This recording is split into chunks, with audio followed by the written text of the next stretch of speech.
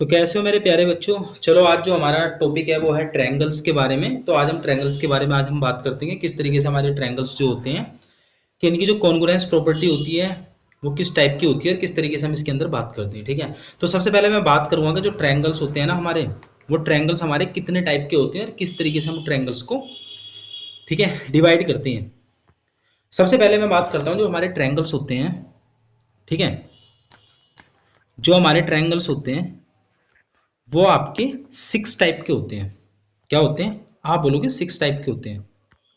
ठीक, तो 3 तो होते हैं आपके, आप बोलोगे साइड बेस, वो 3 होते हैं आपके एंगल बेस होते हैं।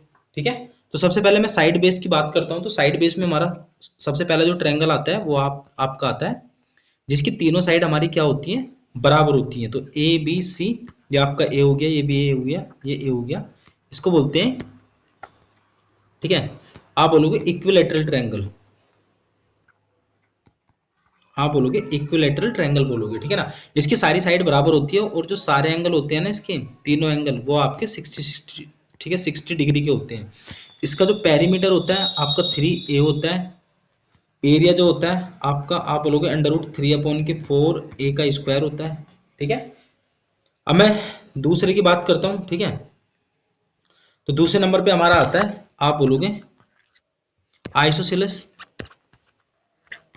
आइसोसेलेस होता है जिसमें आपकी दो साइड बराबर होती है किसी भी ट्रायंगल की।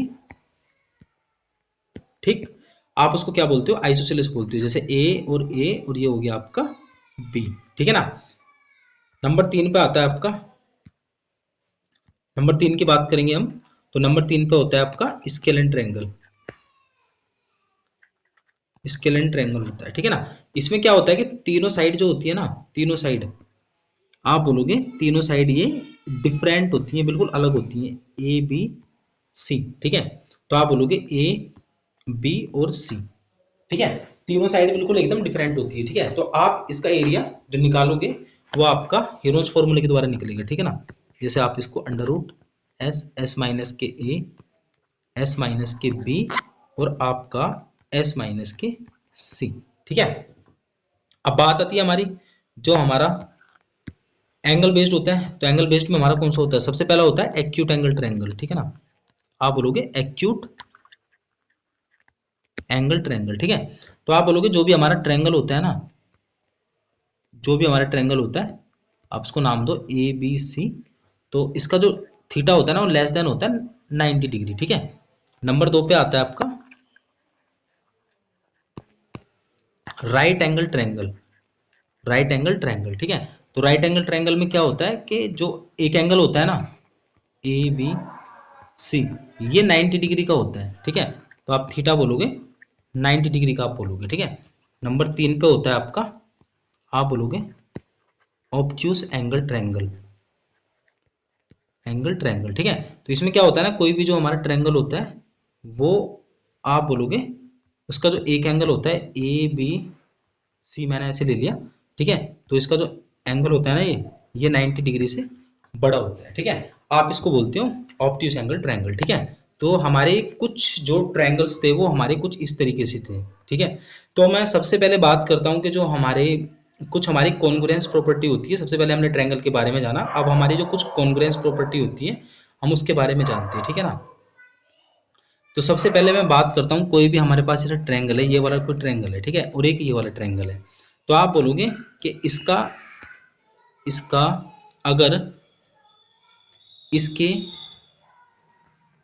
तीनों एंगल,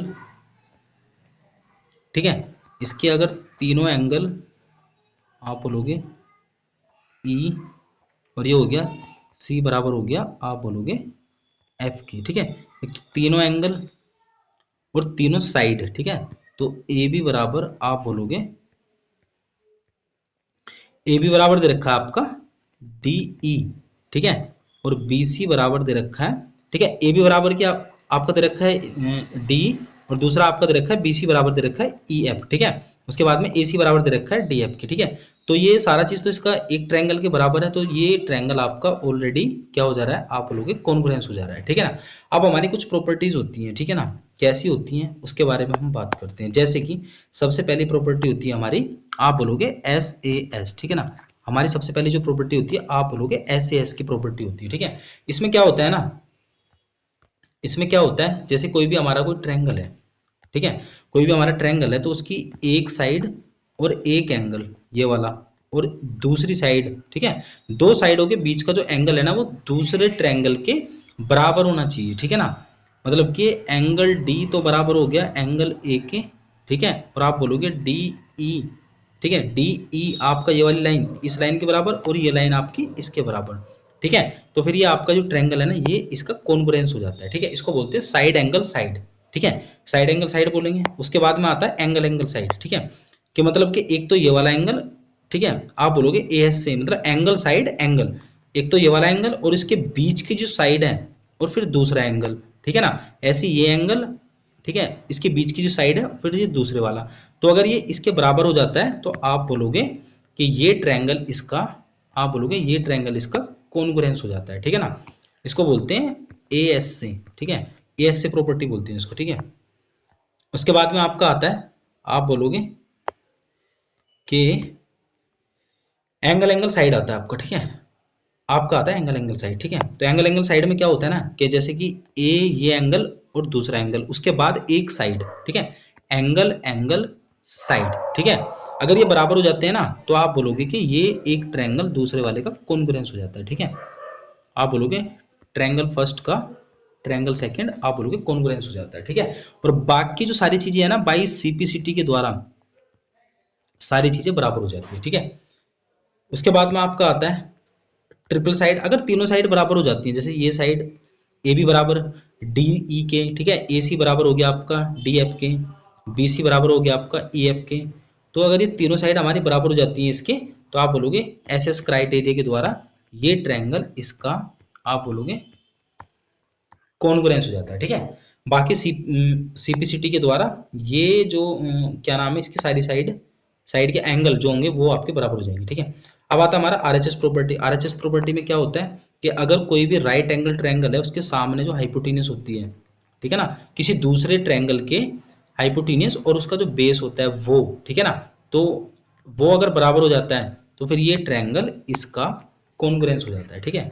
आप बोलोगे इसका कॉन्ग्रुएंस हो जाता है, ठीक है। उसके बाद में आता है आपका एंगल अपोजिट। अब आता है कुछ हमारी properties of N isosceles triangle, ठीक है। आइसोसेलेस ट्रायंगल के अंदर क्या होता है, जैसे कि ये साइड इसके बराबर है, ठीक है, अगर मैं इसको एंगल बाइसेक्टर ले लेता हूँ, अगर मैंने इसको एंगल बाइसेक्टर ले लिया तो अब ये बताओ ये साइड इसके बराबर और ये एंगल इसके बराबर और बीच वाली जो साइड है वो इसकी आप बोलोगे कॉमन साइड होगी, ठीक है ना, दोनों दोनों ट्रायंगल की कॉमन साइड है, तो पहले वाला ट्रायंगल मतलब फर्स्ट ट्रायंगल सेकंड ट्रायंगल का कॉन्ग्रुएंस हो जाता है, ठीक है ना, ठीक है। इक्विलेटरल के अंदर क्या होता है ना, इक्विलेटरल के अंदर क्या होता है कि एवरी एंगल जो होता है वो 60 डिग्री का होता है, ठीक है।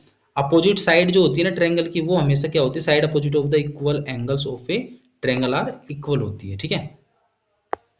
उसके बाद में आपका आता है ये वाली कुछ प्रॉपर्टी, ठीक है, इनइक्वालिटीज प्रॉपर्टी होती है। जैसे कि ये कह रहा है कि अगर ट्रायंगल AC अगर बड़ी है AB के, अगर AC लाइन ये वाली लाइन अगर बड़ी है AB से, ठीक है, तो देन एंगल जो होगा ना, मतलब जो सबसे बड़ी लाइन होती है ना उसके सामने वाला जो एंगल होता है वो सबसे बड़ा होता है। मतलब कि अगर ये लाइन AC अगर AB से बड़ी है तो एंगल B क्या होगा, नॉर्मल सी बात है बड़ा होगा, ठीक है ना, क्या होगा, बड़ा होगा, ठीक है। उसके बाद में आता है आपका अगर इसके अंदर ये एंगल मतलब जोन सा एंगल बड़ा होता है वो साइड हमेशा क्या होती है, बड़ी होती है, ठीक है। जोन सा एंगल बड़ा होता है ना उसके सामने वाली जो साइड होती है वो सबसे मतलब सबसे बड़े एंगल की जो सामने वाली साइड होती है वो क्या होती है, सबसे बड़ी होती है, ठीक है। यही होती है इसकी, ठीक है, इनइक्वालिटीज। अब आता है हमारा कुछ इसके अंदर तीसरे नंबर पे, इसमें क्या होता है कि दो साइडों का जो हमेशा सम होता है ना वो तीसरे से हमेशा क्या होता है, बड़ा होना चाहिए, ठीक है। क्या होना चाहिए, बड़ा होना चाहिए। दो साइड जो होती है उसका जो सम, जैसे AB प्लस के BC ले लिया तो ये हमेशा बड़ा होना चाहिए AB और प्लस के BC, तो बड़ा होना चाहिए AC की। अगर बड़ा नहीं होगा तो फिर क्या होगा, ये लाइन इसी के ऊपर आ जाएगी और ठीक है, आने के बाद क्या हो जाएगा, आप बोलोगे कोलिनियर हो जाएगा, ठीक है ना, क्या हो जाएगा, आप बोलोगे कोलिनियर लाइन हो जाएगी, ठीक है, बराबर हो जाएगा तो कोलिनियर, और छोटी होगी तो ट्रायंगल नहीं बनने का फिर उसका, ठीक है ना। तो ये हमारी कुछ ये बेसिक सी प्रॉपर्टी सी थी जिसके बारे में हमने बात करी है, ठीक है ना। तो एक कॉन्ग्रुएंस की थी प्रॉपर्टी, तो उसके बारे में देख लेना, ये फॉर्मूले की वीडियो है, तो इसको थोड़ा सा देख लेना है, ठीक है।